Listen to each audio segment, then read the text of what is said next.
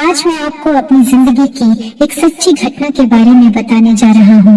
जब मैं कॉलेज में था, मेरे पड़ोस में एक आंटी जी रहती थी जो कि विधवा थी। उनके पति की मौत एक एक्सीडेंट में हो गई थी। उनकी एक बेटी रीना थी।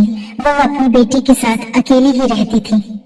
वो मुझे अक्सर शाम को घर पर रीना को पढ़ाने के लिए बुला लेती थी। रीना अभी 10वीं क्लास में थी और वह बहुत ही खूबसूरत थी। मेरी नजर हमेशा रीना पर टिकी रहती थी। उसकी खिलखिलाती हंसी, उसकी खूबसूरती मुझे भा गई थी। एक दिन ऐसे ही मैं उसको पढ़ाने के लिए गया हुआ था। गलती से मैं अपना मोबाइल उन्हीं के घर पर भूलकर मैं अपने घर आ गया था। कुछ देर के बाद मेरी माँ के फोन पर आंटी का फोन आया। आंटी मेरी माँ से कहने लगी कि अशोक अपना फोन यहीं पर भूल गया है।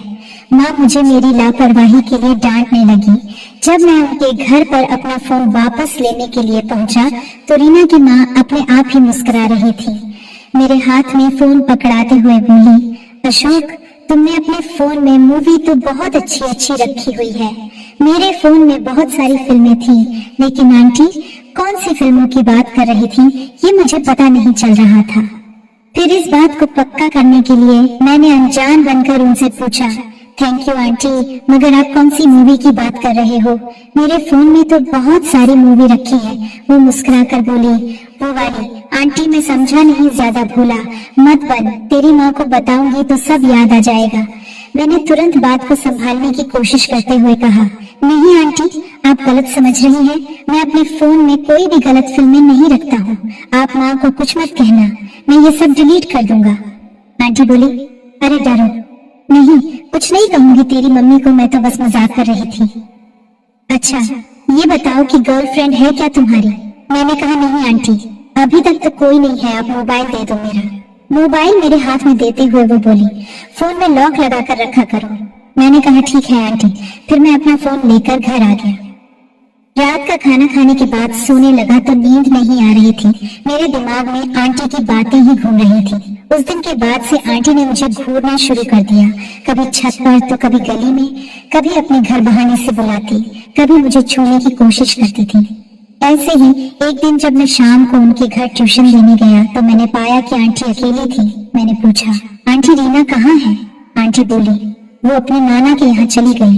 मैंने हैरानी से पूछा, कब? आंटी बोली, आज सुबह ही तो निकली है। रात में उसके नाना आ गए थे, उसका भी मन कर गया और सुबह वो उनके साथ ही निकल गई। मैंने कहा ठीक है आंटी, जब वो है ही नहीं तो फिर मैं जाऊं? वो बोली, आ ही गए हो तो बैठ जाओ, चाय बनाऊंगी, तुम भी पी लेना एक कप मेरे साथ। वो चाय बनाने चली गई और मैं टीवी देखने लगा। आंटी घर में अकेली थी तो मैंने सोच लिया कि यहाँ ज्यादा रुकने में कोई फायदा नहीं है। फिर आंटी चाय बनाकर लाई। जब वो मुझे कप पकड़ाने लगी तो उन्होंने मेरा हाथ भी पकड़ लिया। वह बोली, बहुत मुलायम हाथ है, तुम तो मर्द हो, मर्दों का हाथ तो एकदम लोहे जैसा होता है। उनकी ऐसी बातें सुनकर मैं थोड़ा घबराने लगा। वो मुस्कुराकर मेरे साथ बैठ गई। बोली, आज मुझे बाजार जाना है क्या, तुम मेरे साथ चलोगे? मैंने कहा आंटी मुझे कुछ काम है, इसलिए मुझे अभी घर जाना होगा। वो बोली, कोई बात नहीं, जो काम है कर लो, जब फ्री हो जाओ तो आ जाना। अच्छा तो आंटी ठीक है, मैं चलता हूँ, जब मुझे टाइम मिलेगा तो मैं आ जाऊंगा। मैं बहाना बनाकर वहाँ से रफ्फू चक्कर हो गया। अपने घर आकर आंटी के बारे में सोचने लगा कि आखिर आंटी मुझसे चाहती क्या है, इस तरह की हरकतें मेरे साथ आखिर क्यों कर रही है। वह तो मुझसे सिर्फ अच्छे से बात करती है, मैं भी पता नहीं क्या गलत मतलब निकाल रहा हूँ। मैं कशमकश में था। अचानक मेरे कमरे में माँ आई और मुझे बाजार के लिए कोई काम बता दिया। मैंने कहा ठीक है माँ, मैं अभी जाता हूँ। अचानक ही आंटी का फोन माँ के मोबाइल पर आ गया। आंटी कहने लगी, मुझे बाजार में कुछ काम है। इतने में माँ बोली, हाँ अशोक बाजार ही तो जा रहा है, तुम चाहो तो उसके साथ चली जाओ।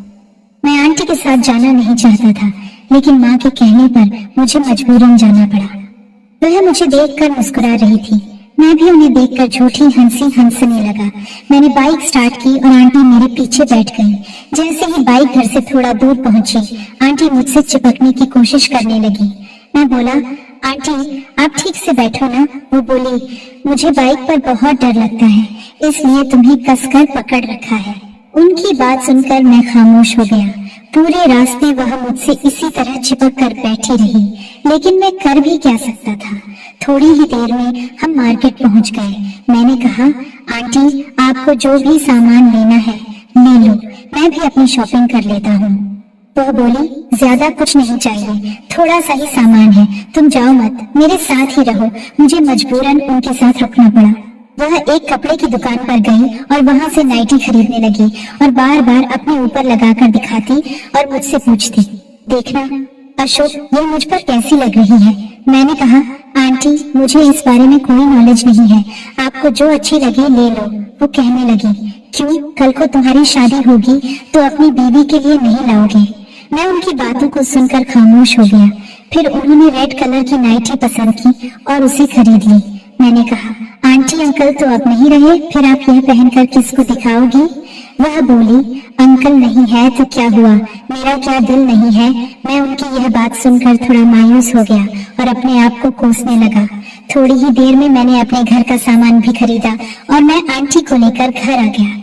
शाम को आंटी का फोन आया और वह बोली, अशोक क्या तुम घर आ सकते हो। मैंने बहाना बनाया, आंटी मैंने अभी खाना खाया है और मैं बहुत थका हुआ हूँ, मुझे नींद आ रही है, मैं सोने जा रहा हूँ। मेरी माँ कहने लगी, एक बार उनके घर जाकर देख तो ले, क्या पता तेरी आंटी को कोई जरूरी काम तो नहीं है। मैं बोला, कल चला जाऊंगा माँ, अब मुझे सोना है। मेरी माँ मुझे समझाते हुए बोली, बेटे उनका पति नहीं है और उनकी बेटी भी अपने नाना के घर गई हुई है, वह बेचारी अकेली है। एक बार जाकर पूछ तो ले, शायद कोई जरूरी काम हो। मुझे अपनी माँ के आगे झुकना पड़ा और मैं आंटी के घर चला गया। जैसे ही मैंने आंटी की डोरबेल बजाई, आंटी ने जल्दी से आकर दरवाजा खोला। उन्हें देखकर तो मैं हक्का बक्का रह गया। वह उसी रेड नाइटी को पहने हुए खड़ी थी और मुझसे कहने लगी, अंदर आओ अशोक, मैं तुम्हारा ही इंतजार कर रही थी। तुमने अपना फोन क्यों स्विच ऑफ किया था। मैं बोला, आंटी मेरे मोबाइल की बैटरी डाउन हो गई थी। उन्होंने मुझसे बैठने को कहा और मैं सोफे पर बैठते हुए बोला, आंटी आपको कोई जरूरी काम था। वो बोली, काम तो बहुत जरूरी है, देख मेरे खेत कई सालों से बंजर पड़ा है, कोई सिंचाई करने वाला नहीं है। आंटी के मुंह से ये सब सुनकर मैं हैरान हो गया। तभी वो सोफे से उठी और मुझे सोफे पर ही लिटा दिया। अब मैं भी तो एक मर्द हूँ, आखिर कब तक बर्दाश्त करता। फिर वही हुआ जो नहीं होना चाहिए था।